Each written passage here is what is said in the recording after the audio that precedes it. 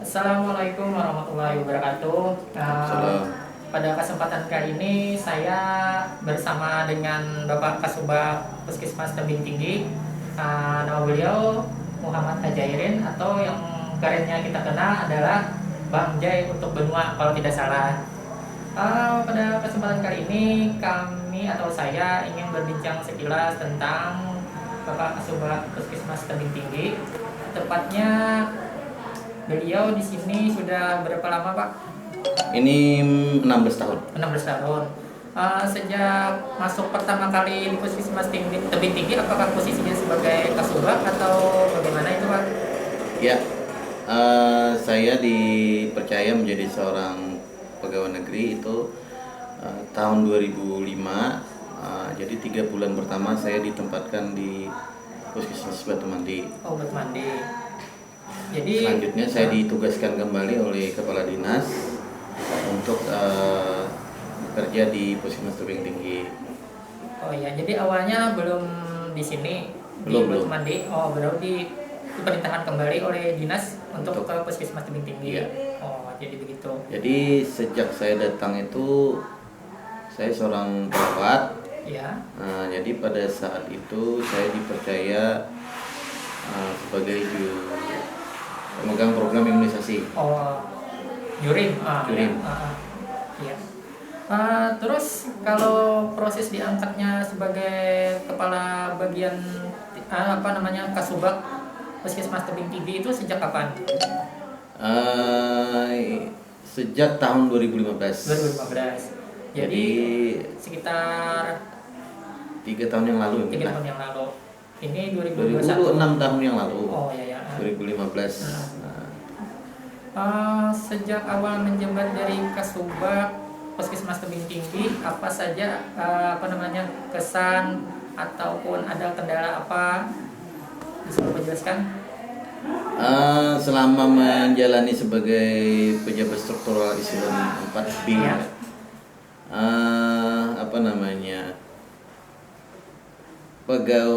selama saya menjalani sih sebenarnya memang pasti ada kesulitan. Iya.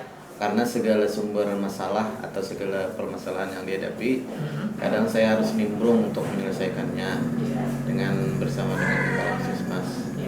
Nah, terkait kepegawaian, memang rata-rata pegawai di Puskesmas Tebing Tinggi itu masih banyak yang muda-muda, jadi banyak selepol atau seumuran. Nah, kurang lebih tidak jauh beda dengan umur kita. Nah, kemudian selain PNS-nya kita juga banyak membina tenaga PTT yang ada di Puskesmas. Jadi PTT dan PNS itu berimbang. Oh iya. Jadi sampai sekarang kita PNS-nya ada 17 orang. 17 orang. Ditambah 2 jadi 19 kalau tidak salah. Oh, baru masuk. Ya, tahun ini ada 2 kita dapat bidan sama dokter umum. Oh, dokter umum. Kalau selama menjabat sebagai Kasubag di Puskesmas Tebing Tinggi, itu permasalahan yang dihadapi oleh Puskesmas Tebing Tinggi itu apa saja? Bisa Bapak jelaskan? Kalau dari permasalahan, setiap puskesmas kan punya permasalahannya masing-masing dan punya karakter masalahnya masing-masing. Kalau dari segi kepegawaian mungkin kalau awal-awal itu kan kita terkendala dengan komunikasi. Oh iya. Tapi kalau sekarang kan sudah komunikasi sudah lancar dengan adanya internet dan sebagainya. Kalau untuk peningkatan derajat masyarakat, mungkin tipikal masyarakat di Kecamatan Tebing Tinggi masih banyak yang butuh penjelasan tentang pentingnya kesehatan. Dari 12 desa yang kita wilayah kerja Puskesmas Tebing Tinggi, memang ada beberapa wilayah yang berkategori terpencil atau di pedalaman. Oh iya. Kalau dari ditinjau dari permasalahan tentang kerja puskesmas ya, tadi tersangkut masalah sumber daya masyarakat di Puskesmas Tebing Tinggi, apakah ada hal yang menjadi kendala selama ini? Ya, memang beberapa tahun sebelumnya ada beberapa tenaga teknis yang kita tidak punya. Oh iya. Ya, mungkin terkendala dengan peminatan yang kurang, kemudian pergeseran tenaga yang pindah ke daerah di tempat yang baru. Oh ya. Nah, jadi mungkin ada beberapa petugas yang sebelumnya kita kesulitan karena memang harus profesi yang bersangkutan. Jadi dengan adanya usulan PTT dan Tenaga Nusantara Sehat, beberapa sudah terpenuhi. Melincing dari sebagai apa namanya jabatan sebagai Kasubag, selama tadi kan Bapak menyebutkan pernah sebagai petugas jurim. Selama jadi petugas juru imunisasi tersebut, apakah ada masalah atau kendala yang pernah dihadapi di masyarakat yang cukup berkesan? Apa namanya? Petugas juru imunisasi itu kan dia melakukan pelaksanaan imunisasi terhadap bayi balita. Iya. Nah, kalau kesan saya selama menjalankan petugas juru imunisasi atau program imunisasi selama 10 tahun, apa namanya? Kesannya mungkin saya mengenal 12 wilayah. Wilayah yang saya jalani. Cuman kesediaannya memang dari 1 bulan bekerja tuh full untuk pelaksanaan imunisasi daerah biasa dan di daerah sulit. Nah, cuman di daerah sulit ini yaitu tadi kendalanya transportasi yang sulit dan tentunya menguras tenaga. Kemudian selama pelaksanaan ada beberapa desa yang pemahaman pentingnya imunisasi juga sangat rendah dan itu membuat kami kesulitan untuk memenuhi target yang diharapkan oleh dinas kesehatan. Nah, cuman kesan kita orang-orang yang pernah saya imunisasi sekarang sudah besar dan dia mengenal dengan Pak Jai. Sekarang menjadi Bang Jai karena dari perubahan situasi dan sebagainya. Jadi saya selain nama lengkap itu ada nama panggilan juga, Bang Jai, untuk Banyuwangi. Memang kalau perubahan perilaku itu tidak segampang itu karena teorinya itu sangat susah sekali. Apalagi harus ada betul itu. Harus ada keteladanan. Kalau pengalaman Bapak selama menjabat juru imunisasi di Puskesmas Tebing Tinggi, apakah ada daerah atau desa yang lumayan sulit untuk mencapai cakupan atau target imunisasi? Ya, yang pernah saya jalani itu memang di daerah sulit, itu pencapaiannya masih rendah. Nah, itu mungkin pengetahuannya belum baik tentang pentingnya imunisasi.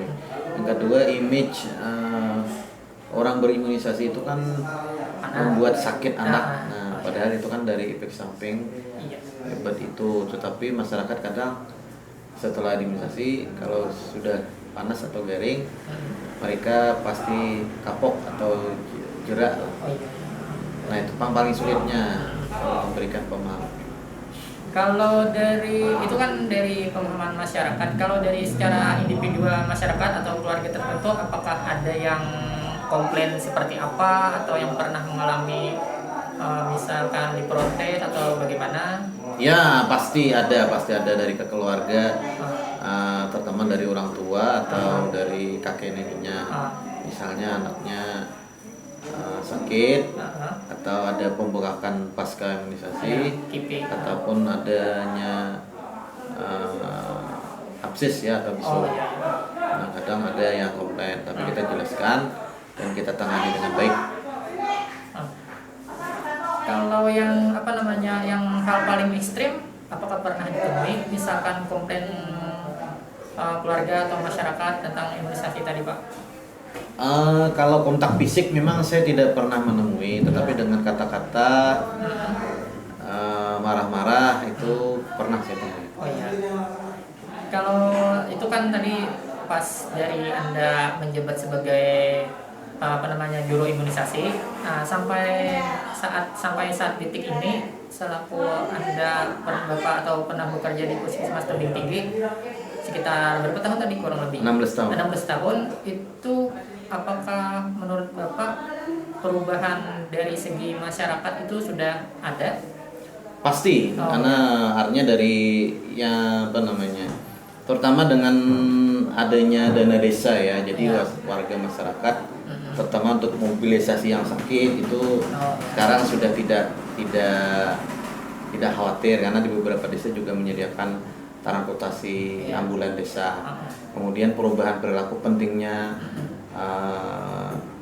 persalinan di paskes atau persalinan dengan nakes. Nah, itu ada peningkatan. Kemudian peningkatan posyandu yang posyandunya yang jadi biasa sekarang menjadi hal yang utama bagi beberapa desa, terutama dengan adanya dana desa, kucuran dana untuk peningkatan status posyandu juga meningkat. Kemudian aware masyarakat tentang kesehatan dengan dengan adanya peningkatan kunjungan yang ada di Puskesmas juga meningkat. Artinya masyarakat sudah aware akan pentingnya kesehatan.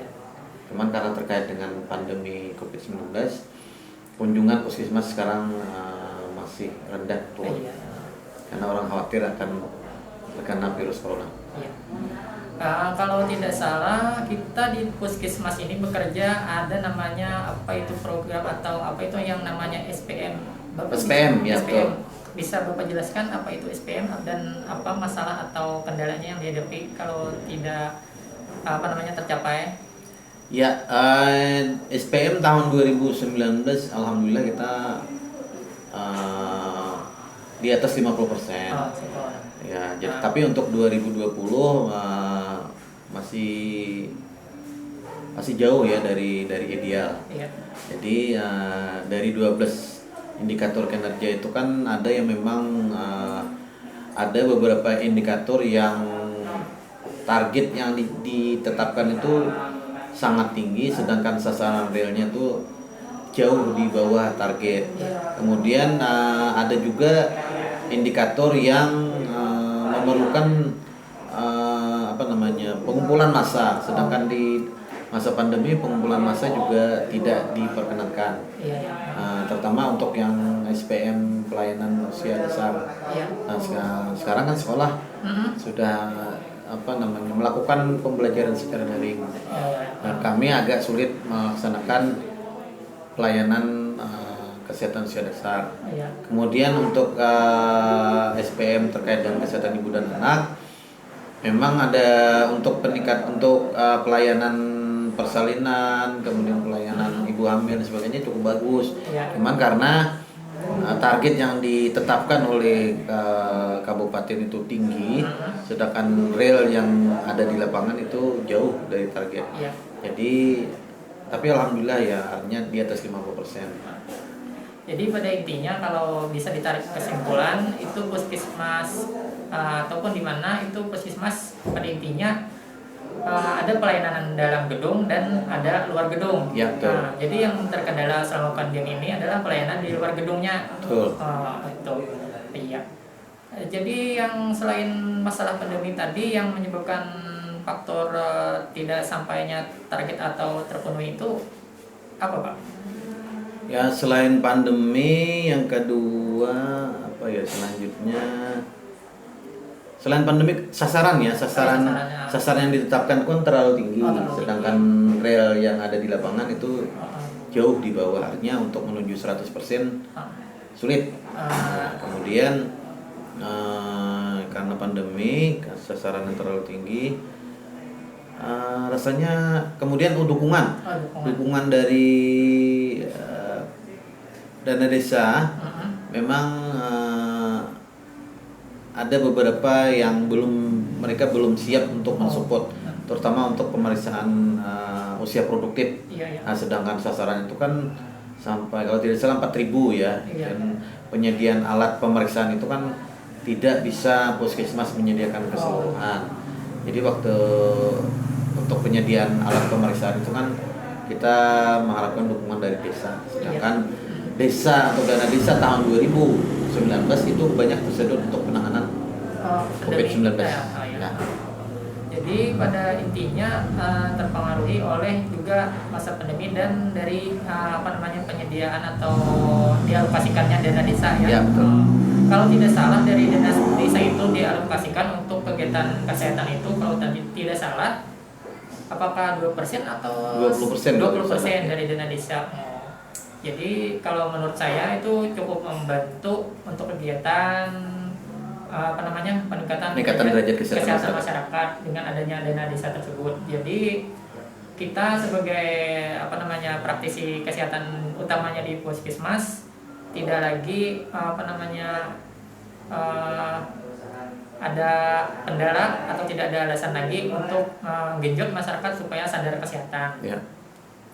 Selain dari itu, dari 16 tahun tadi Bapak bekerja di Puskesmas Tebing Tinggi, kesan apa atau pengalaman apa yang pernah Bapak alami yang membuat Bapak sampai saat ini masih teringat? Ya, orang menilai saya terlalu lama ya di Tebing Tinggi, karena Tebing Tinggi itu adalah daerah terpencil. Kemudian image yang waktu lampau itu kan dibuang atau apa? Image untuk kayak Tebing Tinggi itu kan seolah-olah kita dibuang. Oh ya. Nah juga cuman tipikal masyarakat juga berpengaruh. Kemudian jarak dari kota dari kecamatan ke kabupaten itu kan lumayan jauh. Jadi kadang kawan-kawan yang sudah bekerja di sini pikirannya tuh cepat-cepat ingin keluar. Oh iya. Nah jadi untuk kenapa saya tetap bertahan?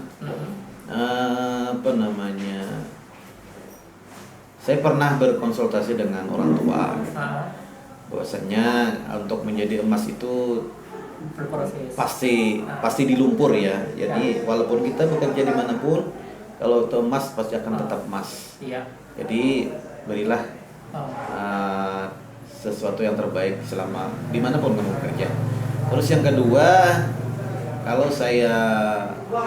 suasana kerja ya. Artinya kita di sini kita bisa berkreasi, bisa berinovasi asal mau bekerja. Terus yang ketiga, suasana kekeluargaannya. Dan suasana kekeluargaan yang kita terapkan di sini harus tetap dijaga dengan baik. Artinya tidak ada saling kubu-mengubu. Iya, betul itu. Nah, itu kita harus jaga. Kemudian kayaknya itu saja sih, cuman saya tetap bertahan. Teman sekali lagi kalau digeser ataupun dipindah itu semua sudah melakukan komitmen siap bekerja di mana saja. Seumpama sewaktu-waktu diminta. Tapi sampai saat ini saya masih menikmati bekerja di Tebing Tinggi. Iya. Kalau di tempat lain mungkin suasananya bisa beda. Ya, butuh adaptasi baru ya. Tapi sebenarnya memang seorang yang berproses itu butuh penyegaran. Tapi saat ini saya masih menikmati. Ya. Intinya tadi lebih nyaman di puskesmas asal daripada ke daerah baru. Selain pada itu perlu pemirsa ketahui, Bang Jai ini juga terlibat dalam kegiatan sekolah sepak bola SSB. Ya, tepatnya Bapak di sana bertindak sebagai manajer atau ofisial, apa bisa dijelaskan Pak? Ya, sepak bola adalah olahraga yang paling diminati di dunia. Olahraga masyarakat. Jadi ya, saya berkecimpung di sekolah sepak bola itu sejak tahun 2013. Iya. Kebetulan tempat tinggal saya itu tidak jauh dengan sekolah sepak bola Batu Agung yang ada di Lok Batu. Pada saat saya bergabung, saya memang masih menjadi ofisial. Nah, tapi berjalannya waktu, saya ikut bertanggung jawab atas keberlangsungan SSB tersebut. Artinya selain dari ofisial, selain sebagai manajemen, juga langsung terjun sebagai pelatih dan sebagai asisten pelatih utama dan juga bisa sebagai pelatih. Nah, jadi selain terjun juga ikut mensupport dari segi pendanaan terkait dengan adanya uji coba atau mengikuti turnamen dan sebagainya. TC itulah. Jadi perlu diketahui SSB Batu Agung itu pernah mengharumkan nama Indonesia, dikirim ke luar negeri. Tepatnya di mana itu Pak kemarin? Di Red Bull, New York, Amerika. Suatu prestasi yang membanggakan bagi anak benua, dari desa bisa ke luar negeri, dari zero from to hero. Betul, artinya semua jangan takut bermimpi. Ya. Nah, intinya jangan takut bermimpi. Walaupun kita di kampung diunjut-unjut, jangan takut bermimpi. Bukan mimpinya yang terlalu besar, tapi pikirannya yang terlalu kecil. Iya. Cobalah kalau Anda ingin sesuatu bermimpi, kejar itu mimpi. Iya. Bahkan kalau saya lihat atau saya penilaian fisik anak-anak kampung atau anak-anak desa tuh lebih kuat dibandingkan dengan anak dari perkotaan. Karena apa? Mereka terbiasa beraktivitas, ya ibaratnya lari ataupun kemana-kemana itu tanpa tersentuh dengan kemodernan teknologi dan segala macam. Memang kalau dari segi HP itu tidak bisa di blok-blok, tapi dari segi beraktivitas mereka lebih alami dan natural. Sampai sekarang itu masih di masa pandemi masih latihan atau bagaimana itu? Masih. Oh, masih. Sebenarnya di awal pandemi dinyatakan di Kalsel, kita cuma stop sampai kalau tidak sampai Idul Fitri ya semalam itu. Ya. Setelah itu kita mengambil kesimpulan dengan beberapa manajemen melaksanakan tetap latihan dengan protokol kesehatan. Jadi artinya anak-anak jangan sampai keasikan main game. Jadi dengan aktivitas latihan mereka minimal mengurangi beberapa jam untuk memegang gadgetnya, tidak memegang gadgetnya atau HP. Durasi latihan itu dari berapa jam itu? Atau seminggu 3 kali. Seminggu 3 kali. Ya, Selasa, Kamis dan Sabtu. Durasinya dari 1 jam sampai 2 jam. Padahal saya pernah punya ide kalau membentuk tim sepak bola ini sebagai masukan atau teknik sepak bola atau latihan tuh kalau menurut saya bagusnya dikombinasi dengan ilmu bela diri. Tidak perlu sampai sabuk sekian cepat, cuman gerakan-gerakan dasar aja seperti menendang atau gimana. Ini pengalaman. Soalnya saya suka juga main bola, tapi karena futsal saya tidak bisa kaki kiri, tapi selama ikutan salah satu bela diri, jadi bisa pakai menggunakan kaki sebelah kiri. Nah, kalau badminton itu dikombinasikan dengan pencaksilat atau itu berguna sekali. Mungkin itu yang bisa saya bagi. Saya kira cukup sampai di sini wawancaranya dengan Kasubag Puskesmas Tebing Tinggi. Semoga dari wawancara ini atau percakapan ini ada yang berguna, bisa kita terima. Salah hilap mohon maaf, ini tanpa sensor dan bukan untuk mencari keuntungan. Assalamualaikum warahmatullahi wabarakatuh. Waalaikumsalam warahmatullahi wabarakatuh.